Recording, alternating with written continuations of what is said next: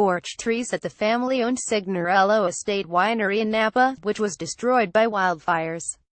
David McnewGetty Images My husband's parents live on the northeast edge of the town of Sonoma, Calif, at the end of a road that leads up a hill into Bartholomew Park Winery. It is beautiful country, shaded by fragrant eucalyptus trees and crisscrossed with hiking trails. Last week, the Northern California wildfires, fueled by wind gusts of up to 40 miles per hour, set their street ablaze. Their house, and the winery, survived.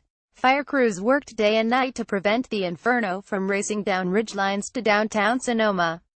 Though some buildings burned, firefighters were able to save both Bartholomew Park and the adjacent Buena Vista Winery, the oldest commercial winery in the state, established in 1857. Fire is a fickle thing. As I drove across Napa and Sonoma counties last week, I saw different versions of the same hairy but not tear diptych, a burned-out husk of a home or car, and, just next door, an expanse of untouched vineyards. Much was wind-dependent. Dozens of wineries sustained damage across Napa, Sonoma and Mendocino counties, some, like Signorello Estate, off the Silverado Trail in Napa, and Paradise Ridge Winery, in Sonoma County's Santa Rosa, were completely destroyed. Their owners have vowed to rebuild. As of this Wednesday, power still had not been restored to some neighborhoods, and some were still under evacuation orders and affected by road closures. Air quality remained poor. Indeed, smoke and haze were choking much of the Bay Area, though it was expected to improve in the weeks ahead.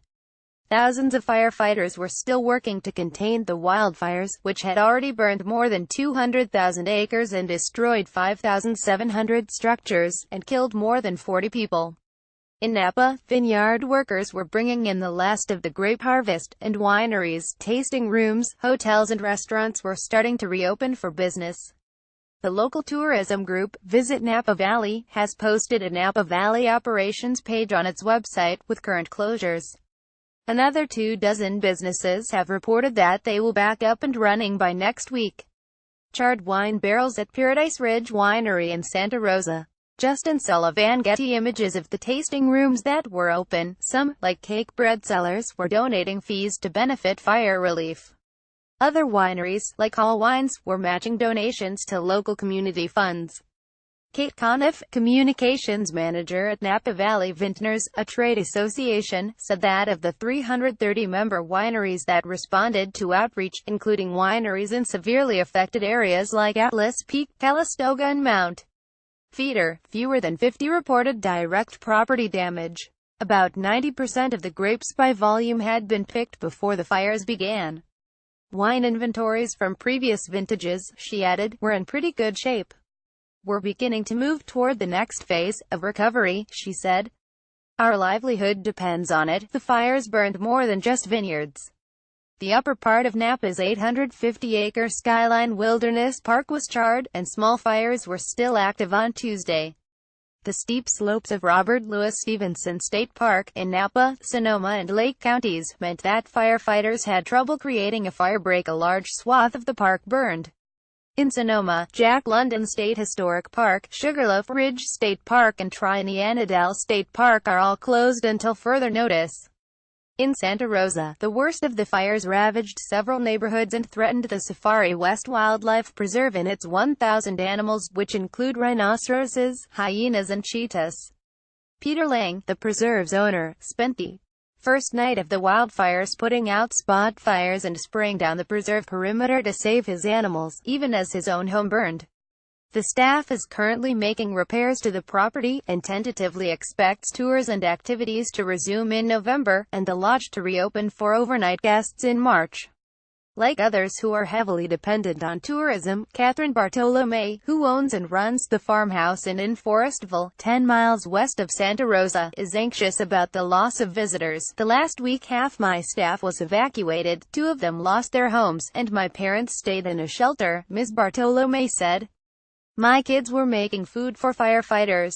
And then, when the fire danger passed here, we did 2 weddings on Saturday, when it was a beautiful day, all while fires were licking the edge of the town of Sonoma. Melted wine bottles were the remains of the Signorello Estate winery in Napa. Josh Edelson, Agence France Presse, Getty Images. It's so odd. Kind of like Nero fiddling while Rome burned, she said. But we need people to come back. Come and eat and drink with us.